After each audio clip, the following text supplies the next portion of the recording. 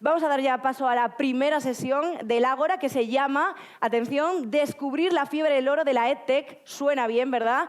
Bueno, pues va a estar mejor porque vamos a explorar oportunidades, tendencias y estrategias de inversiones exitosas en el panorama educativo global en relación con la tecnología. Nuestra moderadora es Liz Fleming, Chief Ecosystem Officer de South Summit, así que un fuerte aplauso para ella. Gracias, Liz. Come, let's go, guys, let's go. Ben, Marie-Christine, Sonia, these are, of course, the superstars that we have with us this morning. Please grab a seat, guys. You have a little water there if you need it. Good morning, everybody. Thank you so much for being here. Thank you for making it all the way to the 4th floor. This building is beautiful and sometimes tricky to navigate, so we're so delighted to Fundación Telefónica, our hosts, for having us here today in this amazing space. And we didn't want Enlighted to go by without taking this opportunity to dive deep into the investment opportunities related to technology and education. Education is such a vast industry. It's really exciting to see that there's actually so many specialized opportunities for how technology is impacting the sector. And in particular, at this edition of Enlighted, we're diving deep into rethinking education through AI and what that looks like, how that might work. We've already gone through some of the fears and the opportunities downstairs with Toju. But from a business perspective, I'd love to take this opportunity to get a little close up and comfy with you guys to see the types of opportunities you're investing in, the trends you're seeing in the market. For any entrepreneurs, students here thinking about career trajectories, new opportunities, just looking at some of the trends and the market gaps out there today, that might be huge opportunities for this audience in the future. So before I dive straight in with my first question, because that's like everything all in one go, quick intro to Sonia as a partner at Kivo Ventures here in Madrid, but one of the first and one of the leading VCs out of Spain, but investing right across Europe and even in the US as well, I believe. Marie-Christine, who's in from Capital, I believe the first verticalized EdTech fund launched out of Paris. Marie-Christine has extensive experience as a technology entrepreneur herself, so has seen both sides of the tables. And my good friend Ben, who's actually no classmate of mine. Education brings us all together, right? It's all about the relationships you build. And Ben is a founding partner at Bright Eye Venture Capital, based out of Paris and London, and also specializing in the EdTech vertical. So folks, thank you so much for being here. Thanks for having us. And for making the trip to this edition of Enlighted. Straight to the core of it.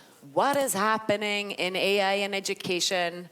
What is the opportunity, and what are you guys as an investor most maybe, concerned or excited about in terms of market opportunity there? I can take it. So AI for me is a big revolution in education. So first there's, with AI, what you can do is adaptive learning. That means you can really use a lot of data to give personalized path to students. And that happens, from like K-12 up to lifelong learning. So, and it's like really, what the private tutoring was doing. If a private tutor has two students, he gives different exercise to one or the other children, and with AI you can do that in big classrooms. So AI and adaptive learning is one of the biggest trends, and now there's a big revolution, which is generative AI. So we see a lot of companies, that want to build, companies upon OpenAI, upon ChatGPT, and that can offer a lot of services.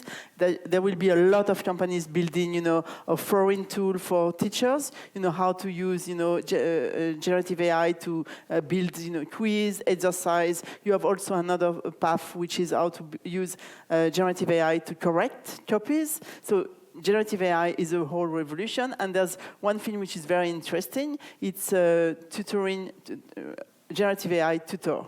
I've seen, impressive companies, in language learning, and you learn language with an AI tutor. And it's quite impressive because you can go very, very fast. So I think that for students here in the room, Gen AI, offers a lot of opportunities. It's a big revolution. For me, it's a revolution as big as the search, engine was back in 2000.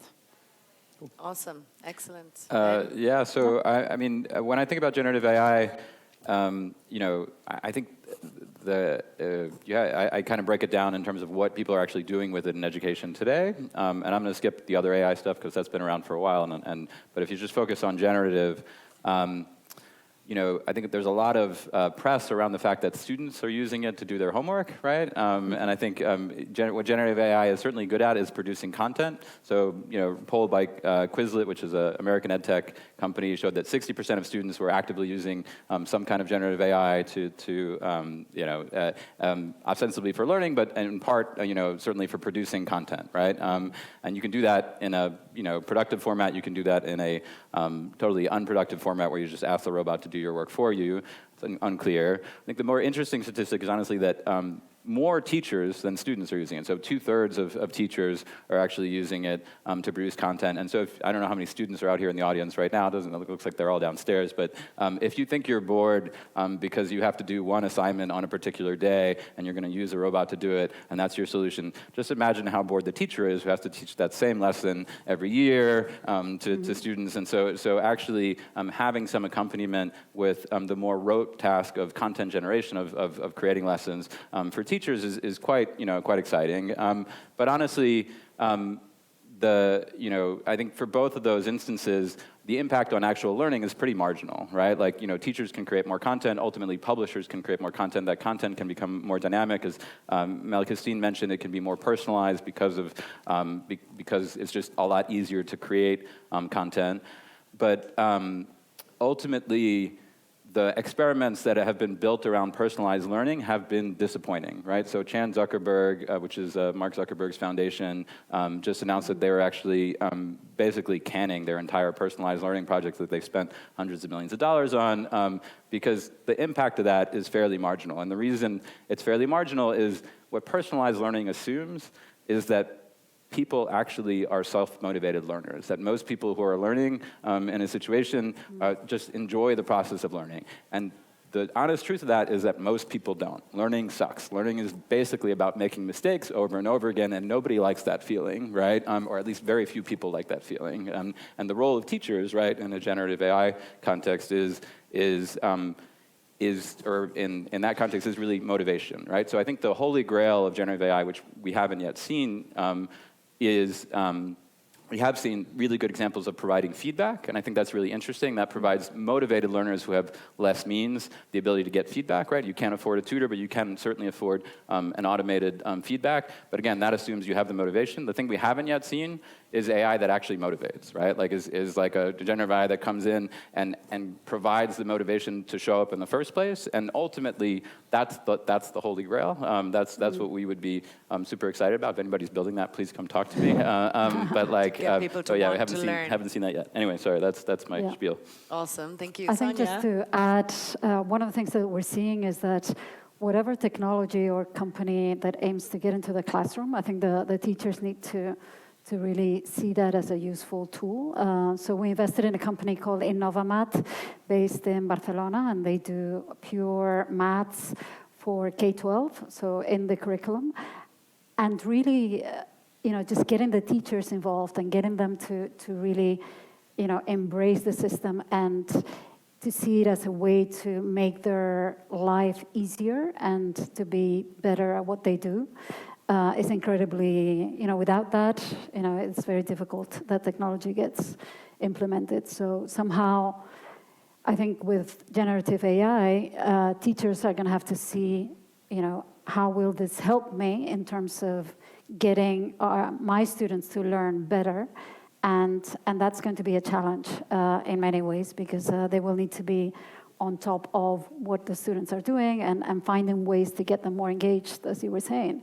Which is, at the end of the day, an engaged student is a student that's going to learn. Otherwise, it's a waste of time. So Sure, understood. And I guess you touched a little bit there on kind of business model into this industry, which is something that, as a recovered venture capitalist, that I would have always been very conscious and aware of. It's such a challenging industry to sell into, let's say. Not so much regulated, but huge public institutions and a lot of different players and a complicated ecosystem to navigate, let's say. Whereas with this kind of generative AI stuff, it's amazing the leap forward into basically B2C. And I love that it seems that in education it can be adopted almost seamlessly or friction-free to some extent, because low risk and reward, as opposed to maybe in a corporate environment, I need a policy, we need a test sandbox, whereas teachers and students are grabbing this and giving it a go until they're told otherwise, and I think that's amazing. Slight sidestep from the technology focus, and we get right back to that.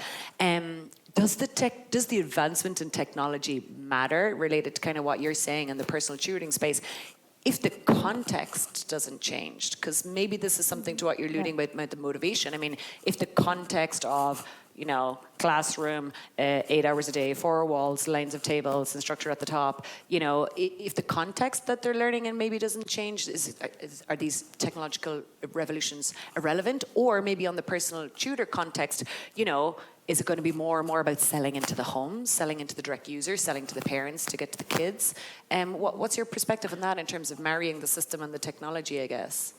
In fact, in terms of higher ed and lifelong learning, I think the context has changed a lot.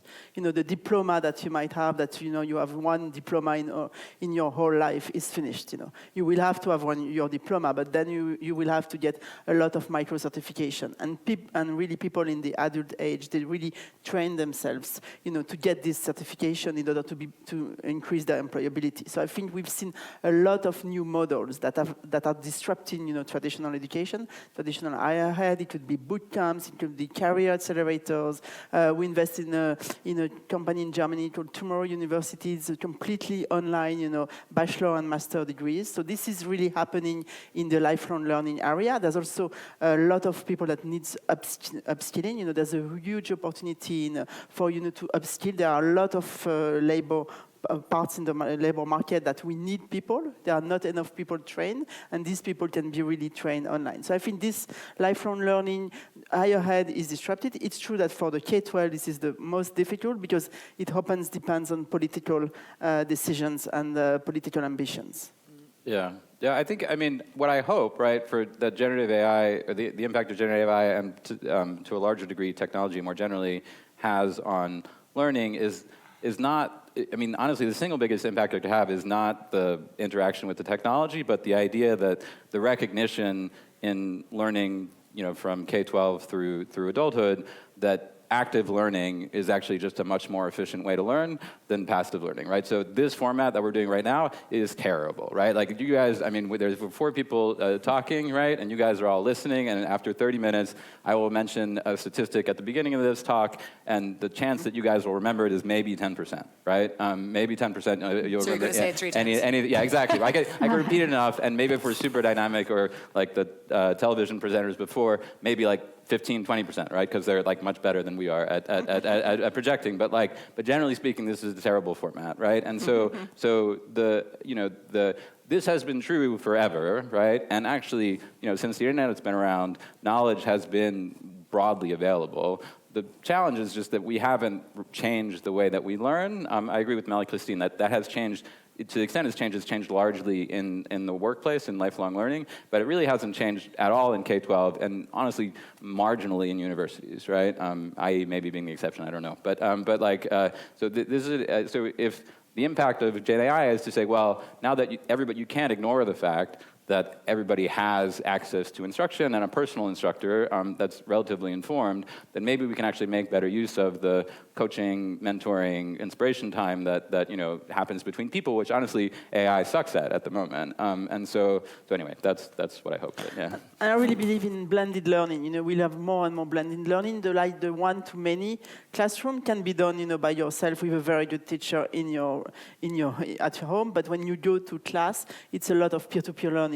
I think peer-to-peer learning will be a big, a big trend. That really people working together like you work in the real life. And I think that university will have more and more to teach students that.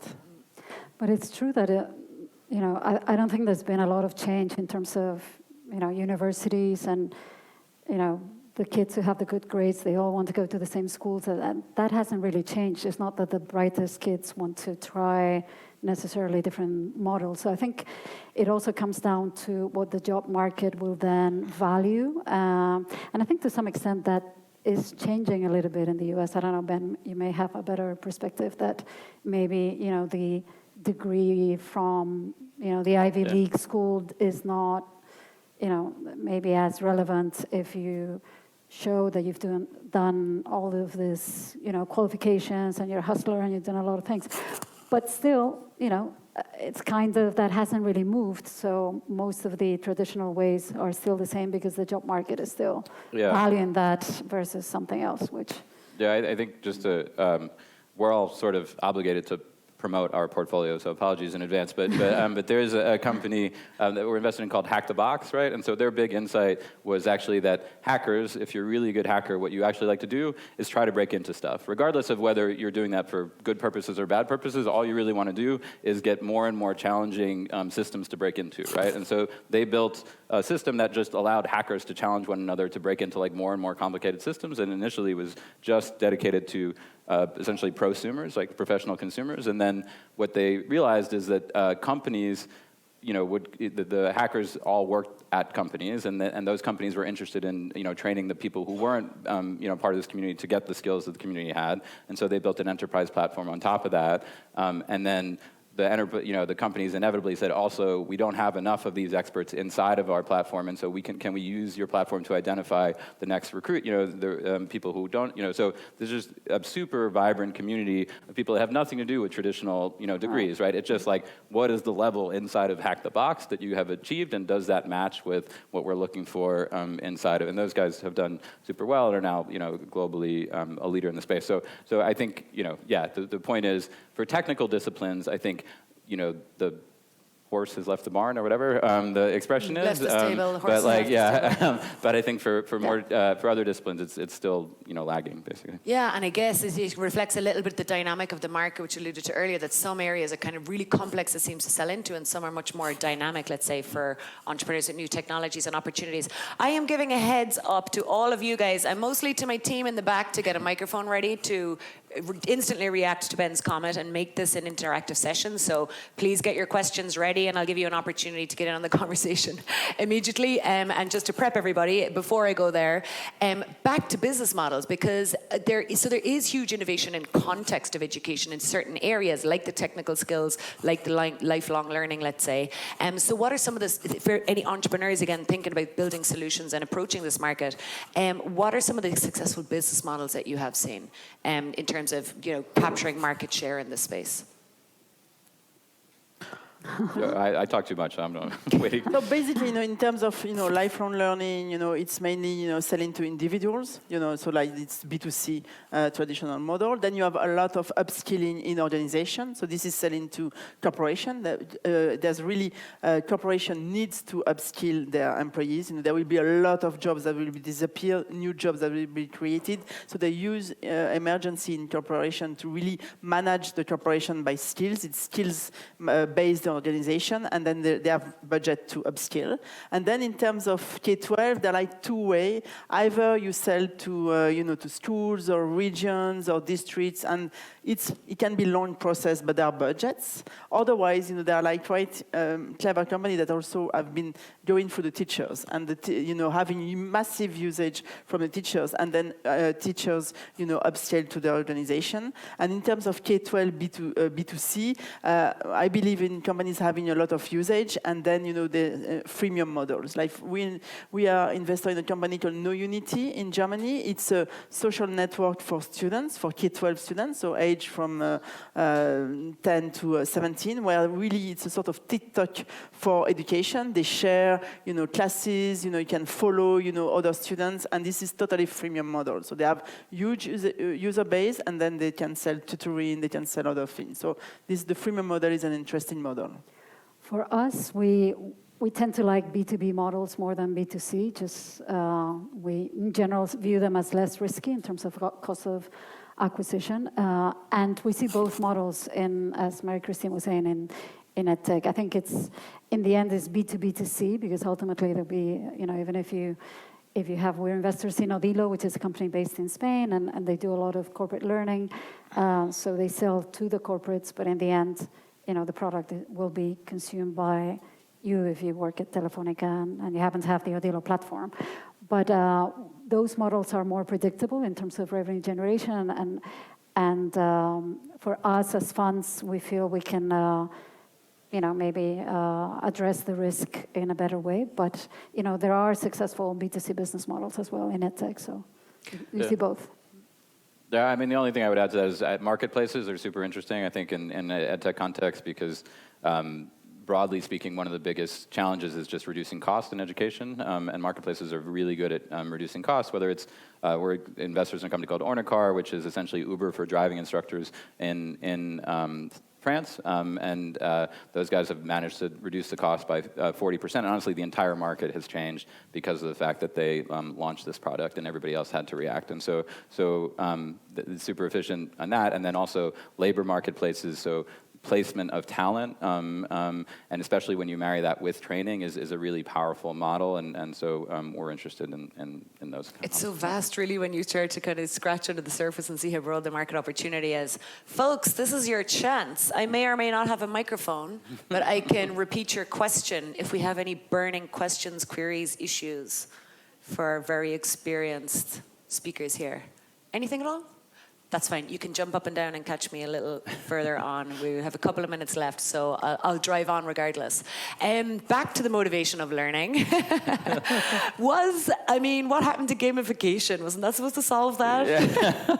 Yeah. I think, again, the challenge if you think about the biggest opportunity in education, right, is increasing the amount of time you spend learning, right? Like, that's it. And so the gamification, if you look at, like, honestly, the most valuable public EdTech company, I think, in the world at this point is Duolingo. And they, so it works, right? Like, at scale, it works. They've done really, really well with that.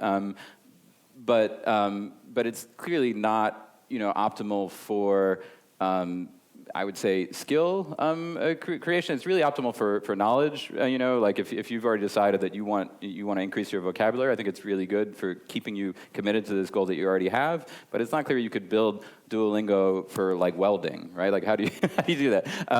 Or even Duolingo for physics, right? Like, it's maybe a bit too complicated. So I think.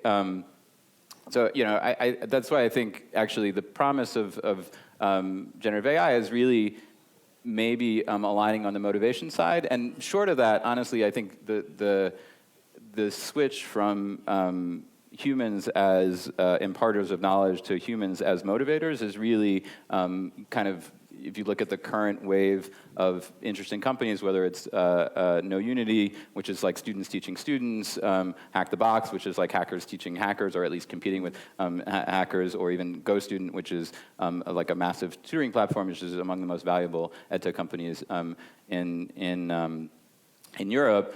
It's really about harnessing that motivation. I think works better, or at least is more broadly applicable than gamification, which seems kind of narrow. At least that's what we've seen. Yeah, and for, like, science and or every learning that you need to manipulate, I think that immersive learning and virtual reality is very interesting. We've been investing in Labster, which is a Danish company that provides virtual laboratories to teach science, because when you learn science, it's often very dull and very boring. And then if you manipulate, we really memorize much better. So I think that, with the fact that a lot of, the handset the price will go down, virtual reality will be is an interesting subject to motivate learners. I think one of the trends that we need to face is that we compete for the attention of,